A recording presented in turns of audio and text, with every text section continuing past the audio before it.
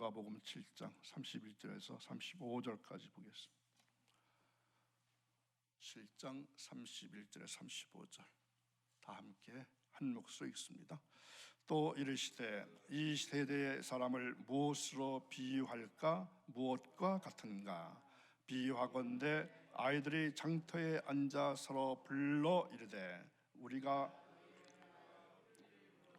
너희가 춤추지 않고 우리가 곡하여도 너희가 울지 아니하였다 함과 같도다. 세례 요한이 와서 떡도 먹지 아니하며 포도주도 마시지 아니하며 너의 말이 귀신이 들렸다 하더니 인자는 와서 먹고 마시매 너의 말이 보라 먹기를 탐하고 포도주를 즐기는 사람이여 세리와 죄인의 친구로다 하니 지혜는 자기의 모든 자녀로 인하여 옳다함을 얻느니라. 아멘. 하루가 시작되는 첫 새벽 깨우시고 주님 거룩한 전에 올라오신 여러분, 또 여러분의 가정과 자녀손들, 그리고 특별히 여러분 하시는 일, 일터가 복되고 직장이 복되기를 주님의 이름으로 축원합니다. 어느 유대인이 쓴 책에 이러한 재미난 이야기가 하나 있습니다. 예루살렘에 아주 난폭한 운전기사가 있었습니다. 얼마나 난폭하게 운전하는지 밥 먹듯이 교통법규를 어깁니다.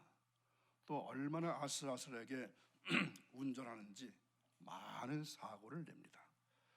예루살렘 일대에서는 이 사람을 모르는 사람이 없을 정도로 아주 난폭한 운전기사였습니다. 그런데 이상하게도 이 사람이 죽어서 천국에 갔습니다. 더 이상한 것은 예루살렘 회당에서 일생 동안 성경을 가르치는 랍비라는 사람은 누군지 아시죠? 선생, 가르치는 사람. 랍비가 죽었는데 지옥에 갔다는 것입니다. 무엇인가 잘못된 것 같죠? 일생 동안 성경을 가르친 랍비가 천국에 가야 하고 난폭한 운전기사는 어디로 가야 합니까? 지옥에 가야 당연합니다. 그런데 천국에서는 이러한 해석이 나왔답니다. 난폭한 운전기사는 마땅히 지옥에 가야 하지만 천국에 오게 하는 것은 손님들이 그의 차를 타기만 하면 뭐 했을까요? 하나님을 찾게 되었습니다. 전도한 거죠. 그리고 율법 선생은 천국에 오는 것이 당연한데 지옥에 가게 하는 것은 이 사람이 성경만 가르치면은 모두 졸게 만들었기 때문이라는 겁니다. 어제 주일날 강단에서 보니까요, 의외로 주무시는 분들이 많더라고요. 조는 정도가 아니라 아예 주무시는 분들이 많더라고요. 그건 누구 책임입니까? 누구 책임이죠? 더 이상 말씀 안 드리겠습니다. 좋은 설교는 영혼을 깨우는 설교입니다. 오늘 본문에 나오는 예수님의 설교는 어떻습니까? 짧은 말인데 영혼을 깨우는 설교입니다. 예수님은 평안히 잠들게 하는 설교를 하지 않으셨다는 겁니다. 예수님은 우리의 심령을 뒤흔드는 설교를 하셨습니다. 그리고 예수님의 설교는 아주 공격적입니다. 예수님은 심령을 파헤치는 설교를 하셨습니다. 위로하고 복이나 빌어주는 설교가 아니라 심령 골수를 쪼개서 회개를 촉구하는 그러한 설교를 하셨습니다. 오늘날 이 강단에서 목사님들이 회개하십시오, 회개하시라고요. 그러면 좋아할 성도들 별로 없습니다. 예수님은 영적으로 무감각한 바리새인들을 향해서 오늘 한 비유를 들어 책망하십니다. 예수님의 이 책망은 또한 오늘날 영적으로 무감각한 이 시대의 경종이기도 합니다. 유대 사람들은 주님으로부터 은혜로운 복음을 들어도 기뻐할 줄 모르고 오히려 트집을 잡아 비난했습니다. 비난에 거쳐서 비방했습니다. 그들은 지난날에 세례 요한의 회개의 책망을 들었을 때도 회개하기는커녕 귀신이 들렸다고 비방했습니다. 자, 오늘 예수님의 비유는 어린 아이들이 장터에 앉아서 동심으로 소꿉장난 놀이를 하고 있는 모습에서 그 소재를 삼으셨습니다. 예수님께서 비유로 인용하신 이 같은 이야기는 그 당시에 속담 비슷하게 인용되었던 내용으로 보여집니다. 아이들은 요즘도 이 상황극 놀이라고 하는 것을 많이 하죠. 역할 놀이라고 하는 것이죠. 피리를 불고 춤을 추는 것은 당시에는 어떤 풍습인가 하냐면 결혼 풍습입니다. 그들은 결혼식 놀이를 한 겁니다. 아이들이 결혼식 놀이를 한 겁니다. 그래서 각자 맡은 역할에 따라서 피리를 불고 춤을 추기로 한 것입니다. 그런데 어떤 아이들은 춤추고 싶지 않습니다. 결혼식 놀이에 참여하고 싶지 않습니다. 그래서 아이들은 이제 다른 놀이를 하자 이렇게 제안합니다. 어떤 놀이냐면 곡하고 우는 것입니다. 무슨 놀이죠? 장례식 놀이입니다. 이러한 역할극은 2000년이 지난 지금도 아이들에게 인기 만점입니다. 아이들은 아직도 교회 어딘가에서 자기들끼리 결혼식 놀이도 하고 병원 놀이 등을 하고 또 이 장례식 놀이를 합니다. 이번에도 어떤 아이들은 장례식 놀이에까지 이제 끼게 된 겁니다. 그러니까 놀이를 제한 아이들이 심통이 난 겁니다. 그래서 이렇게 말합니다. 너는 왜 결혼식 놀이를 해도 안 하고 장례식 놀이를 해도 안 하고 왜 아무것도 안 해? 이렇게 말하는 겁니다. 아이들이 놀고 있는 모습을 가만히 살펴보면 참 재미있습니다. 꼭 이런 상황이 펼쳐집니다. 아이들이 어떤 놀이를 해도 심통을 부리면서 한쪽 구석에서 불만을 표출하는 아이가 꼭 있습니다. 이 놀이 저 놀이를 해도 함께 하기를 싫어합니다. 그럼 네가 신부해? 그럼 네가 주인공해? 이렇게 말해도 소용없습니다. 자, 오늘 말씀 들으신 여러분, 예수님은 지금 이런 아이들의 모습을 가리켜서 이 세대와 같다 이렇게 말씀하시는 겁니다. 이 세대가 무엇과 같은가? 라고 질문하시면서 찾아내신 비유가 바로 이런 아이들의 모습입니다. 아마 예수님의 이야기를 듣고 있던 자들에게 익숙했던 아이들 놀이의 모습이었을 것입니다.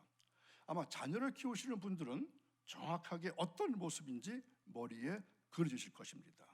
이것도 저것도 싫은 아이가 결국 만족하는 것은 오직 한 가지입니다. 자기가 하고 싶은 것을 해야 하는 것입니다. 우리는 그런 아이를 가리켜서 이기적이다, 고집센 아이다 이렇게 말할 수 있습니다. 자기 자신만 아는 아이라고 말할 수 있습니다. 조금 더 직접적으로 말하면 교만한 아이입니다. 정확하게 어떤 것이 싫어서 거절하는 것이 아니라 내가 하고 싶은 대로 하고 싶은 고집이 강한 것입니다.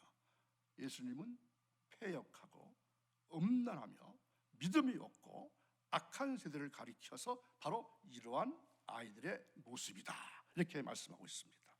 이 아이들은 그 나름대로의 열심을 다해서 한쪽에서 피리를 불어댔습니다. 그러나 상대편이 그 피리 소리에 장단을 맞춰서 춤추질 않았습니다. 이것이 불만이 되어서 우리가 너희를 향하여 피리를 불어도 너희가 춤추지 아니한다 항의하는 모습을 보여주겠습니다. 그런가 하면 상대편에서는 우리가 애곡해도 너희는 왜 울지 않느냐 이렇게 항의하는 모습으로 재미있어야 할 이들의 놀이가 결국은 무엇으로 바뀌는 것입니까? 싸움과 파국으로 치닫고 마는 것입니다. 바로 예수님께서 이 놀이를 비유로 인용하시면서 경종을 울려주고 계십니다. 자, 여러분 여기서 피리가 무슨 뜻인지 아시겠습니까? 비유에서 말씀하신 피리란 좋은 소식을 말합니다. 기쁜 소식을 말합니다. 복음을 뜻하는 것입니다. 예수님은 이 피리를 불고 계신 겁니다. 예수님이 피리를 부실 때 이를 듣는 모든 사람들은 이 피리 소리에 기뻐하며 함께 춤춰야 마땅합니다. 그런데 바리새인들과 율법사들은 기뻐할 줄을 몰랐습니다. 춤추기는 고사하고 피리를 부른 주님을 향하여 먹기를 탐하고 포도주를 즐기며 세리와 죄인의 친구다, 이렇게 비방합니다. 복음은 모든 사람들에게 춤을 추게 하는 피리 소리입니다. 이 소리를 듣는 사람마다 함께 춤추어야 할 놀라운 기쁨의 좋은 소식입니다. 그러나 그들은 피리 소리를 듣고도 춤을 추지를 않습니다. 또한 이 비유는 기쁨을 상실한 그리스도인에 대한 경종일 수도 있습니다. 하나님의 백성들은 하나님의 말씀을 기쁨으로 받아야 합니다. 오히려 유대인으로부터 버림받은 죄인들과 세리들은 주님의 말씀을 기쁨으로 받았지만 정작 기쁨으로 받아야 할 바리새인들과 유대인들은 그 말씀을 배척했습니다.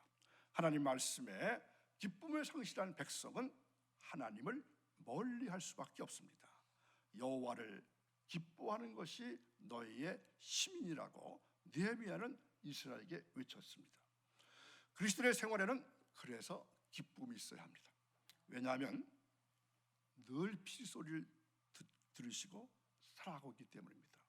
매일같이 새벽에 나오시는 여러분들은 새벽에 안 나오시는 분들보다 몇 번을 더 하나님 말씀을 들으시는 겁니까? 늘 피리 소리를 들으며 살아가고 있는 우리가 기뻐해야 한다는 것입니다.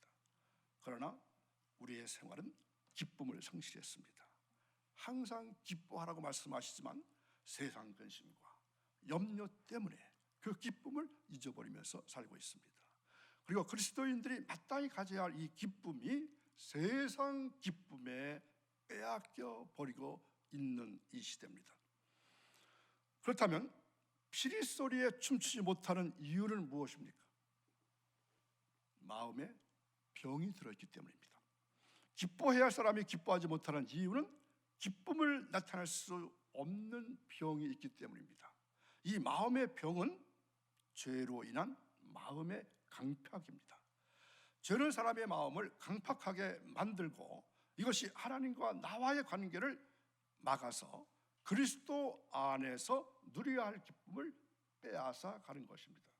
이 강팍이라는 말도 보통 때는 쓰지 않는 말이죠. 성경에만 나오는 말 같은데 성격이 까다롭고 고집이 세다, 이게 강팍이라고 하는 말입니다. 또 다른 한 가지는 돈에 미혹된 마음 때문에 기뻐할 수가 없습니다. 부하려 하는 자들은 시험과 올무와 여러 가지 어리석고 해로운 정욕에 떨어진다고 말씀하고 있습니다. 그래서 예수님은 애곡하도 울지 않는 세대에 대해서 책망하셨습니다. 이 비유는 세례 요한의 회개의 경우를 의미하고 있습니다. 세례 요한이 요단강에서 외치는 회개의 애침은 애곡이었습니다. 그의 책망은 회개할 줄 모르는 유대인들에 대한 애곡의 외침이었습니다. 세례 요한의 애곡에 그들은 울어야 했습니다. 광야에 외치는 자의 소리로 예언된 세례 요한의 등장은 유대인들에게 많은 관심을 주었습니다. 그러나 그의 애곡 소리를 듣고 운 사람은 얼마 되지 않았습니다. 그는 메시아를 영접해야 할 일에 대한 회개의 세례를 베풀었지만 바리새인들과 서기관 제사장들은 이를 비웃고 거부했습니다. 사람이 회개를 외칠 때 가슴을 칠 줄 알아야 합니다. 여러분 천주교에서 이 회개의 기도를 하는 모습 보셨는지 모르겠습니다. 어떻게 하죠? 내 탓이요, 내 탓이요, 내 탓이요, 내 탓이로소이다, 이렇게 하죠. 죄인이 하나님께로 돌아오는 길은 한 가지뿐입니다. 그 길은 바로 회개입니다. 내 탓입니다. 애곡하도 울지 않는 사람은 하나님의 자비와 긍휼하심을 받을 수 없습니다. 하나님의 백성들은 회개를 외치는 이 소리에 귀를 기울여야 합니다. 그러나 축복의 소리에만 귀를 기울이고 있습니다. 평강의 소리에만 귀를 기울이고 있습니다. 제일 들어야 하는 회개의 소리는 듣기 싫어합니다. 그래서 강단에서도 회개하라 하고 잘 외치지를 않습니다. 주님은 누구든지 나를 인하여 실족하지 아니하는 자는 복이 있다고 말씀합니다. 유대인들을 고의적으로 비방하고 고역함으로 해서 스스로 실족하는 길을 선택했습니다. 우리는 그리스도 안에서 기뻐할 때 기뻐하고 슬퍼할 때 슬퍼할 줄 아는 영적인 감각을 가지셨으면 좋을 것 같습니다. 결국은 자기 독선과 교만과 위선에 가득 찬 유대 종교 지도자들은 그 어떠한 경우일지라도 진리를 진리로서 마음에 받아들이지 않고 배척했고 매도했던 것입니다. 하지만 예수님은 지혜는 자기의 모든 자녀로 인하여 옳다함을 얻을 것이라고 말씀합니다. 그렇습니다. 진리의 메시지는 심한 배척과 많은 핍박에도 불구하고 끝내 실패하지 않을 것입니다. 오히려 그러한 배척과 핍박이 심하면 심할수록 참 지혜인 예수 그리스도와 그의 복음은 전 세계의 많은 민족들에게 더욱더 확산되어서 주님을 영접하고 실천하는 하나님의 자녀들로 인해서 빛을 발하게 될 것입니다. 이러한 의미에서 세례 요한은 참 지혜와 선구자로서 오실 그에 대한 진리의 메시지를 외쳤고, 예수님은 참 지혜 그 자체로서 이 땅에 오신 메시아인 것입니다. 우리는 영원한 인생이라는 집을 짓고 있습니다. 이 세대는 우리 인생에서 내가 원하는 것들을 가득 채워 넣자고 말합니다. 하나님의 설계도를 무시하고 내가 옳다고 여기는 대로 인생을 쌓자 이렇게 말합니다. 폐역하고 죄 많은 세대는 그렇게 인생의 집을 짓고 삽니다. 오늘 말씀 들으시는 여러분은, 오늘 새벽에 오신 여러분들은 한 번뿐인 이 소중한 인생을 어떻게 살기 원하십니까? 어떻게 여러분의 신앙집을 지으시렵니까? 기억하십시오. 이 패역한 세대 속에서 꼭 잊지 마십시오. 하나님의 진리대로 살 것 같으면 여러분은 옳다 여김을 얻게 될 것입니다. 여러분 신앙의 집을 영원히 불에 타지 않는 그 재료가 뭐죠? 금과 은과 보배로 지으셔서 큰 상급을 받으시는 여러분의 신앙 삶이, 남은 신앙 삶 되시기를 주님의 이름으로 축원합니다. 기도하겠습니다. 거룩하신 하나님 아버지, 이 세대는 피리를 부르도 춤추지 아니하고 애곡하여도 슬퍼하지 않는 그러한 무감각한 세대라고 주님을 말씀하셨습니다.